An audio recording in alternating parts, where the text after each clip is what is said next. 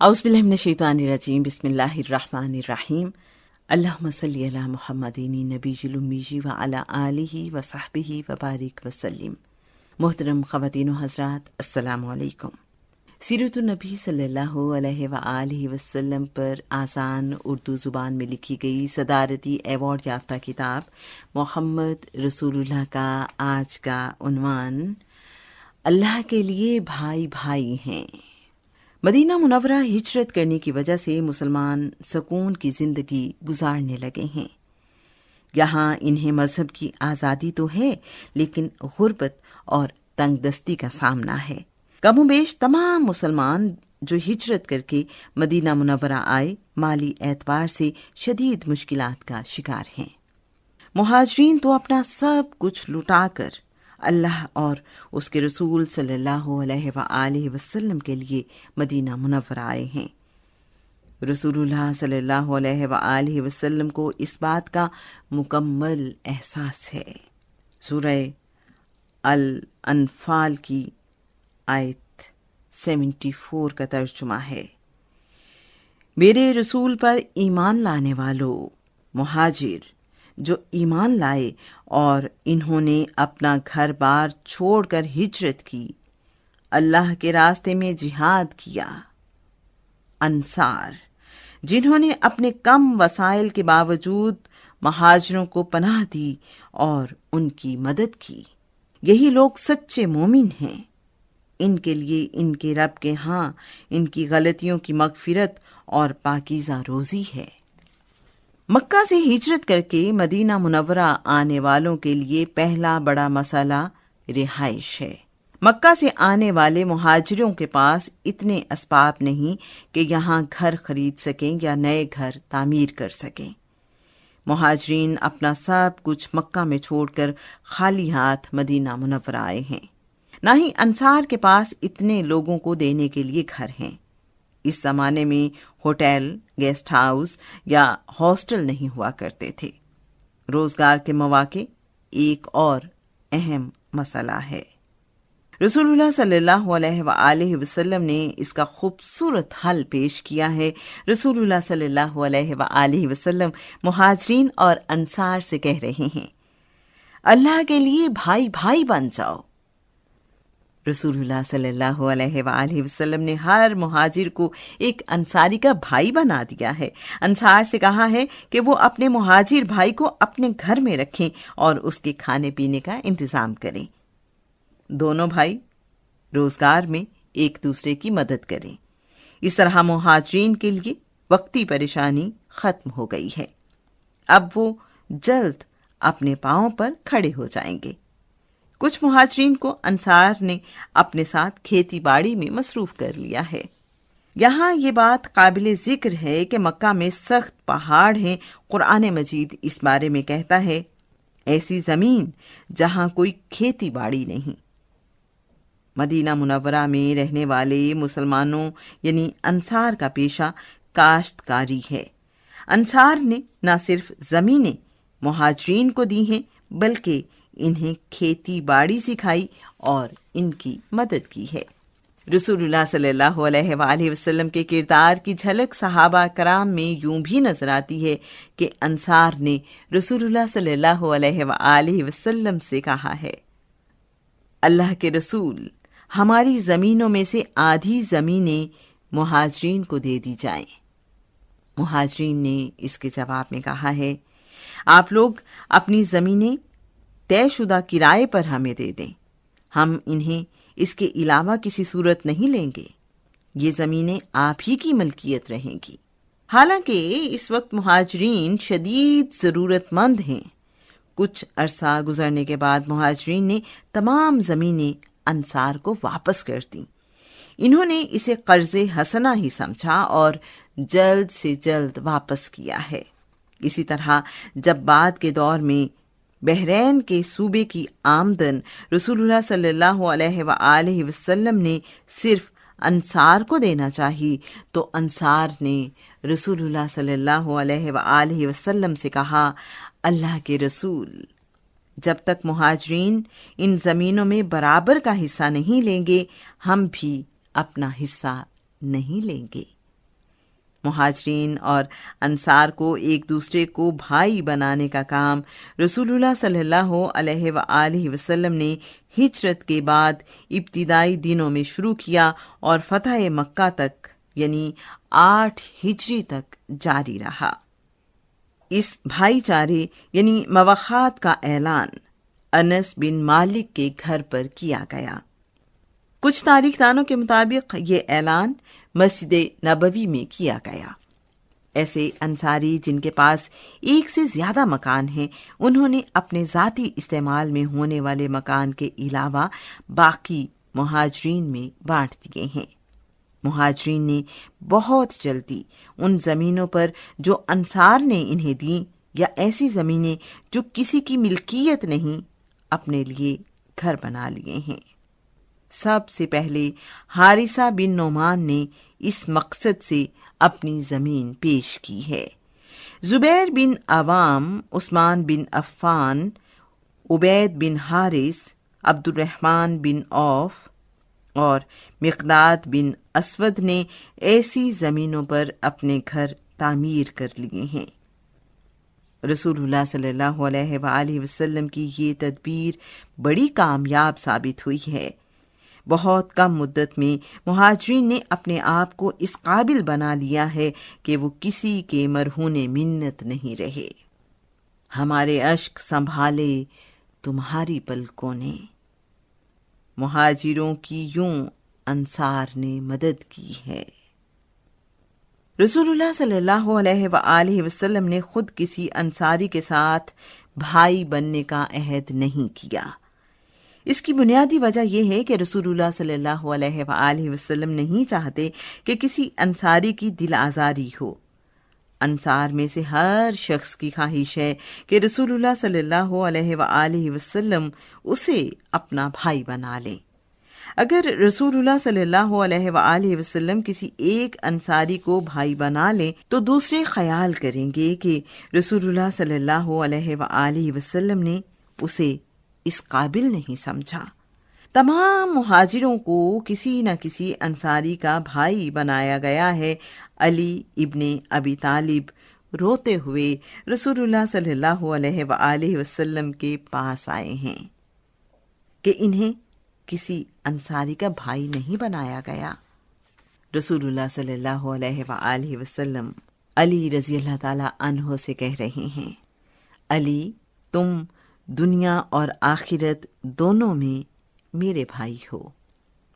عبد الرحمن بن عوف کو رسول اللہ صلی اللہ علیہ وآلہ وسلم نے سعد بن ربی انصاری کا بھائی بنایا ہے۔ سعد نے عبد الرحمن سے کہا ہے، آپ میرے بھائی ہیں، میں مسلمان اہل مدینہ میں سب سے امیر ہوں، میری آدھی جائیداد اور دولت آپ کی ہے، میری 2 بیویاں ہیں، آپ ان دونوں میں سے جسے پسند کریں میں طلاق دے دوں گا، آپ اس سے شادی کر لیں۔ عبد الرحمن بن عوف نے کہا ہے، اللہ کریم آپ کو اپنے گھر والوں میں آباد اور خوشحال رکھے، مجھے آپ سے کچھ نہیں چاہیے، آپ مجھے بازار کا راستہ سمجھا دیں۔ عبد الرحمن بن عوف بنی قینقاع کے بازار میں جا کر بہت ہی کم پیسوں سے خرید و فروخت کر رہے ہیں۔ وہ سامان بار بار بیچ کر شام میں واپس آتے ہوئے پنیر اور گھی خرید لائے ہیں۔ ان کا معمول یہی ہو گیا ہے۔ کچھ ہی دنوں میں انہوں نے کاروبار کے لیے مناسب رقم جمع کر لی ہے۔ عبد الرحمن بن عوف نے مدینہ منورہ میں شادی کی تو رسول اللہ صلی اللہ علیہ وآلہ وسلم نے ان سے پوچھا ہے، کیا تم نے اپنی دلہن کو مہر دیا ہے؟ عبد الرحمن بن عوف کہتے ہیں، اللہ کے رسول صلی اللہ علیہ وآلہ وسلم، جی ہاں، میں نے اپنی بیوی کو کھجور کی گٹھلی کے برابر سونا مہر میں دیا ہے۔ وقت گزرنے کے ساتھ عبد الرحمن بن عوف مدینہ منورہ کے امیر ترین لوگوں میں شمار ہونے لگے ہیں۔ عبد الرحمن بن عوف کی تجارت اتنی بڑھ گئی کہ ان کا سامان تجارت کئی اونٹوں پر لاد کر لایا جاتا۔ ان کا قافلہ جب مدینہ منورہ میں داخل ہو تو شہر میں دھوم مچ جاتی ہے۔ اسی طرح دوسرے مہاجرین نے بھی خودداری دکھاتے ہوئے اپنے لیے روزگار کے انتظامات کیے ہیں۔ ابو بکر ابن ابو قحافہ رضی اللہ تعالی عنہ نے کپڑے کی تجارت شروع کر دی ہے۔ عمر بن خطاب رضی اللہ تعالی عنہ نے مختلف چیزوں کی خرید و فروخت شروع کی ہے۔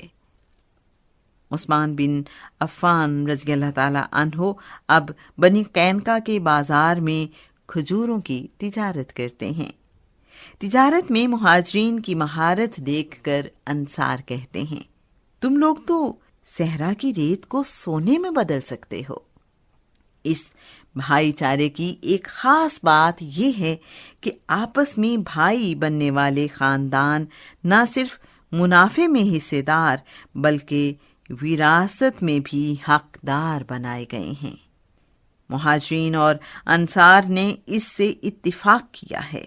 رسول اللہ صلی اللہ علیہ وآلہ وسلم نے وراثت میں حصے داری فتح مکہ کے بعد ختم کر دی۔ رسول اللہ صلی اللہ علیہ وآلہ وسلم نے مہاجرین اور انصار میں غیر معمولی بھائی چارہ 90 لوگوں کے درمیان قائم کیا ہے۔ اس میں 45 مہاجرین اور 45 انصار شامل ہیں۔ کچھ تاریخ دانوں کے مطابق ان کی تعداد 100 ہے، 50 مہاجرین اور 50 انصار۔ رسول اللہ صلی اللہ علیہ وآلہ وسلم نے حمزہ بن عبد المطلب اور زید بن حارثہ کے درمیان مکہ میں قائم ہونے والا بھائی چارہ برقرار رکھا ہے۔ کچھ مہاجرین اور انصار کو آپس میں بھائی بنانے کے لیے قرعہ اندازی کی گئی ہے۔ عثمان بن مظعون رضی اللہ تعالی عنہ ان لوگوں میں شامل ہیں جن کے لیے قرعہ اندازی کی گئی ہے۔ اس بھائی چارے کا مقصد ایک دوسرے کی مدد کرنا ہے۔ ایک وجہ معاشرتی ضرورت بھی ہے۔ مہاجرین مکہ چھوڑ کر آئے ہیں، انہیں بیگانگی کا احساس نہ ہو، انہیں اپنے بہن بھائیوں کی کمی محسوس نہ ہو۔ بعد کے زمانے میں رسول اللہ صلی اللہ علیہ وآلہ وسلم نے سلمان فارسی اور ابو درداء کو آپس میں بھائی بنایا ہے۔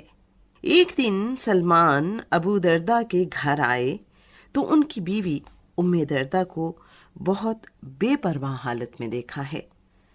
انہوں نے اپنے بال سنوارے ہیں، نہ ہی اچھا لباس پہنا ہوا ہے۔ سلمان کو بہت حیرت ہے۔ ام درداء سے پوچھ رہے ہیں، ام درداء ایسا کیوں ہے؟ آپ نے اپنی حالت ایسی کیوں بنا رکھی ہے؟ ام درداء کہتی ہیں، تمہارے بھائی ابو درداء کو دنیا کی کوئی حاجت ہی نہیں ہے۔ تھوڑی ہی دیر میں ابو درداء بھی گھر آ گئے ہیں۔ ام درداء نے سلمان کے لیے کھانا تیار کیا ہے۔ کھانا رکھا گیا تو سلمان نے ابو درداء سے کہا ہے، آپ میرے ساتھ کھانے میں شریک کیوں نہیں ہو رہے؟ ابو درداء کہتے ہیں، میں نفلی روزے سے ہوں۔ سلمان فارسی انہیں کہتے ہیں، میں بھی کھانا نہیں کھاؤں گا۔ ابو درداء کہتے ہیں، لیکن تم تو روزے سے نہیں ہو، تم کھانا کیوں نہیں کھا رہے؟ سلمان فارسی رضی اللہ تعالیٰ عنہ جواب دیتے ہیں، مجھے بھوک محسوس ہو رہی ہے، لیکن جب تک آپ شریک نہیں ہوں گے میں کھانا نہیں کھاؤں گا۔ ابو درداء نے سلمان کی ضد دیکھی تو کھانے میں شریک ہو گئے ہیں۔ رات کا پہلا پہر ہوا تو ابو درداء عبادت کے لیے تیار ہوئے ہیں۔ سلمان ابو درداء سے کہہ رہے ہیں، ابا درداء ابھی سو جاؤ۔ رات کے آخری پہر میں ابو درداء عبادت کرنے کے لیے اٹھے ہیں۔ سلمان نے کہا ہے، ہاں اب ٹھیک ہے، ہم دونوں اپنے رب کی عبادت کرتے ہیں۔ دونوں نے فجر کی نماز ادا کی۔ سلمان ابو درداء سے کہہ رہے ہیں، ابا درداء جس طرح تمہارے رب کا تم پر حق ہے کہ تم اس کی عبادت کرو، اسی طرح تمہاری جان کا تم پر حق ہے، تمہاری بیوی کا تم پر حق ہے، ہر حق والے کو اس کا حق ملنا چاہیے۔ اس کے بعد دونوں رسول اللہ صلی اللہ علیہ وآلہ وسلم سے ملے اور ساری بات سنائی تو رسول اللہ صلی اللہ علیہ وآلہ وسلم کہہ رہے ہیں، سلمان تم نے سچ کہا۔ انصار مدینہ نے رسول اللہ صلی اللہ علیہ وآلہ وسلم اور مہاجرین کی مدد کرنے کا حق ادا کیا ہے۔ ایک دن رسول اللہ صلی اللہ علیہ وآلہ وسلم سے ایک مہمان اس حال میں ملنے آیا کہ شدید بھوک سے ہے۔ رسول اللہ صلی اللہ علیہ وآلہ وسلم نے اپنے گھر والوں سے پوچھا تو ان کے پاس کھانے کے لیے کچھ نہیں ہے۔ رسول اللہ صلی اللہ علیہ وآلہ وسلم نے انصار سے اس شخص کی خدمت کرنے کے لیے کہا ہے۔ ایک انصاری مہمان کو اپنے گھر لے گیا ہے۔ اس انصاری کا نام تاریخ میں محفوظ نہیں ہے۔ گھر جا کر پتا چلا کہ کھانا تو ہے لیکن اتنا کم کہ بچے ہی کھا سکتے ہیں۔